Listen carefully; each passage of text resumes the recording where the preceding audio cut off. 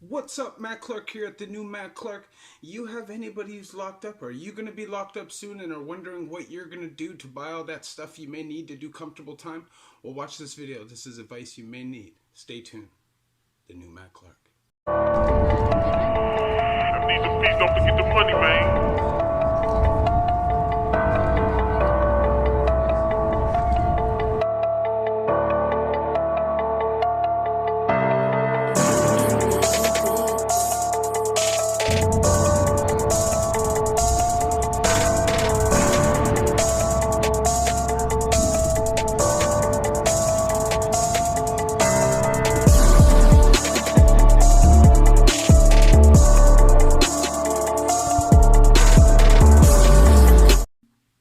Okay, Matt Clark here at the new Matt Clark. How are each and every one of you doing on this amazing Wednesday? I'm doing great. Had a stressful day. It was my girl's actual birthday today. We celebrated it. I took her out for lunch and I bought her a beautiful diamond necklace. I just want to say I love you, baby. Happy birthday. It wasn't the best day all day, but we made the best of it, and you're my world, and I love you. To the 865 or 875 subscribers, I don't know which one is right because my creator studio says one and my page says the other. Either way, man, to all of those subs, I appreciate each and every one of you. You guys keep me motivated. You guys keep me working, and you guys keep me on this movement. So please stay tuned. Hit that like button, hit that subscribe button, hit that bell notification button, share with a friend, or just spread the movement.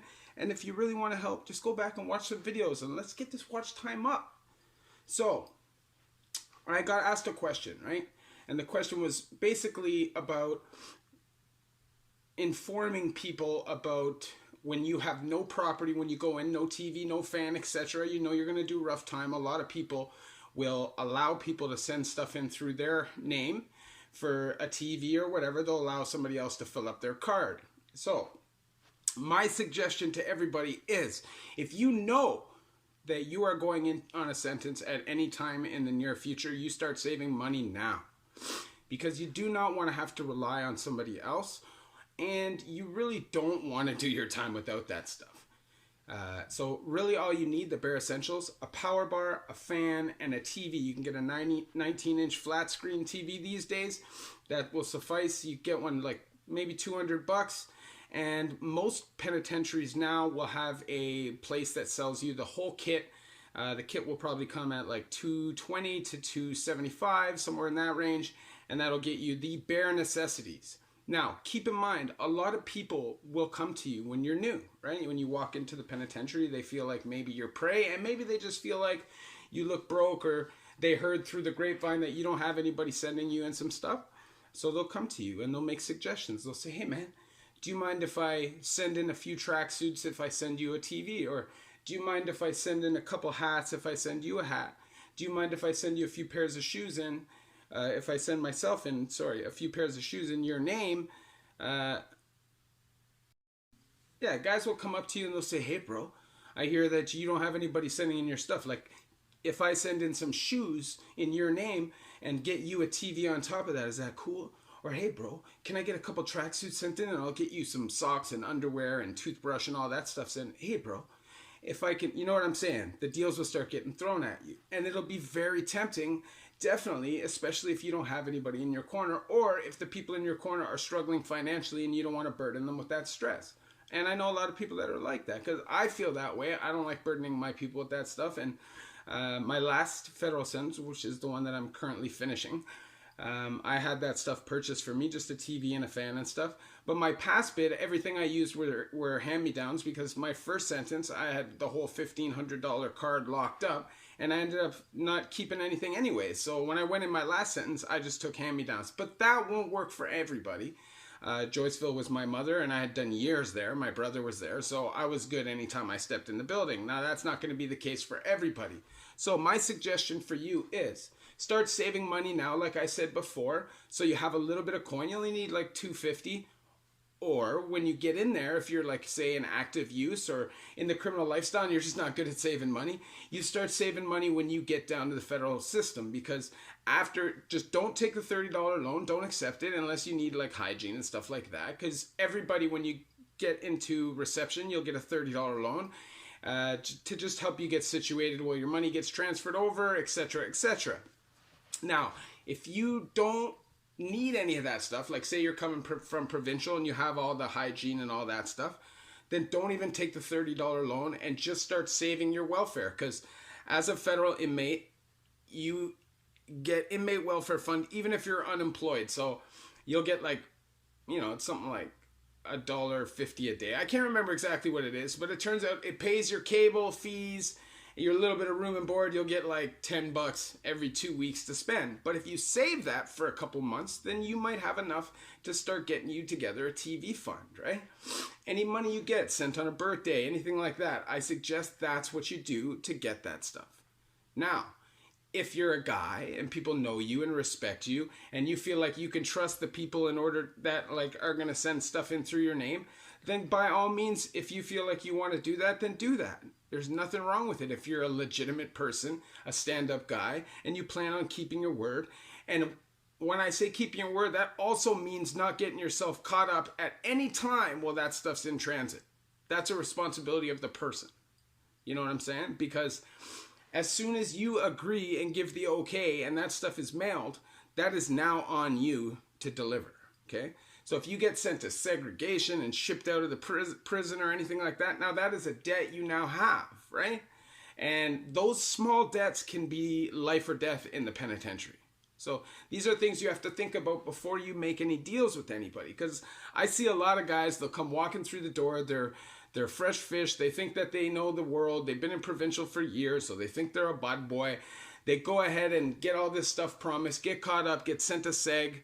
When they come out, they might not have everything, or something got jacked up and they can't get it, or they'll check in and take off with stuff and now they have beef everywhere instead of just in that jail. You know what I'm saying? Things go bad. I've seen it happen a lot of times, but I've also seen it be successful. And another thing I've also seen is it accidentally be given to wrong people, the property. And then you're just totally screwed. And that is debt that you owe and you have to repay instantaneously. And if you did not have the money to buy the TV, the fan, and everything in the first place, how are you going to repay that debt, right? These are things that we all have to think about before we make these kind of decisions in the federal penitentiary, because death happens. So, another thing I would say is, anytime you allow somebody to send anything in your name, you're taking a huge risk that they're going to try and stuff contraband. They could stuff it in the clothing, the shoes, anything like that. And not even really care about how well it's hidden, just throwing a haymaker hoping that it lands. You know what I mean? At the cost of you and your name and your freedom and your time, right? A lot of people who are asking you to do that stuff, if they think you're some broke-ass bum who doesn't even have enough money to buy a TV, then they're definitely not going to respect you, right? So these are all things that you need to consciously weigh out the pros and cons before you make this decision. And remember, anytime your stuff comes in and there's stuff in it, and most guys are snizzles, okay? A lot of guys will just snitch right away, and it doesn't even matter because it's in your name. You know what I mean? It's in your name. It's in your person. So this is on you. And, any real man would just eat it because you know that that's the case, but a lot of guys aren't, and they would try to pass the debt, right? For sure. And when I say pass the debt, you know what I mean, right? But that's a different story. That's neither here nor there. That matters nothing. Let's just speak about what we're talking about right now, people. So, all I'm saying is, people don't know you, people don't respect you, people don't care about your freedom, your family, any of that stuff, and will feel no way about jamming some stuff in your shit. And this is all on you. And you know what happens? You get introduction of narcotics into a federal institution if it's drugs, and even something like tobacco would ruin your visits, would ruin your PFVs, anything like that you have lined up. And is that a risk you want to take just to help somebody out for a pair of shoes or a TV or something like that? A lot of prisons have common rooms. You can watch TV all day. Learn how to read a book before you put yourself in that situation, right? And to be honest, once you've been there for a while and people start to respect you and like you, they're not going to make you go without a TV, right? There's rentals. You can rent with the canteen money that you know you have. It's going to be expensive and you may not be able to get one every day, but whatever, right? Like, it's about your safety. a lot of people, they start freaking out. Their mind gets in. They can't be in a cell alone without a TV, and they go crazy. Because even in provincial, you can stand at your window and watch TV, and you have a roommate that you can talk to. Federal's different, right? Like, even if you do have a roommate, a lot of the time those people are asleep or they got headphones in, they're not paying attention. And it can get quite lonely in those cells, especially if you have a single cell and no TV. But you have to learn how to make do with your time, work out, read books, mail letters, stuff like that, stuff that's good for the mind, that's all I can say about that topic. So don't get me wrong. My mission is for people not to go to prison at all. I'm not trying to glorify or anything like that. My messages and my videos are simply to help educate people in order to provide them with the safest possible environment they can live with if they're in that situation. Because cons matter too. Even cons that don't want to change matter too. Their lives still matter. They're still human beings. And as long as they don't have a voice and they need one, I'm here for them, because ultimately it's going to take somebody smacking that bell in the back of their head and waking them up and wanting to change. So you need positive influences and good people in your ear. And that is my message. So hopefully nobody gets the wrong idea. I just want to say that each one of my 865 to 875 subscribers mean the world to me. You guys have changed my life, and we're growing and growing and growing and growing. And honestly, I couldn't be more humbled, and I couldn't feel more blessed. I owe my sobriety and my healthy and happy life partially to you guys.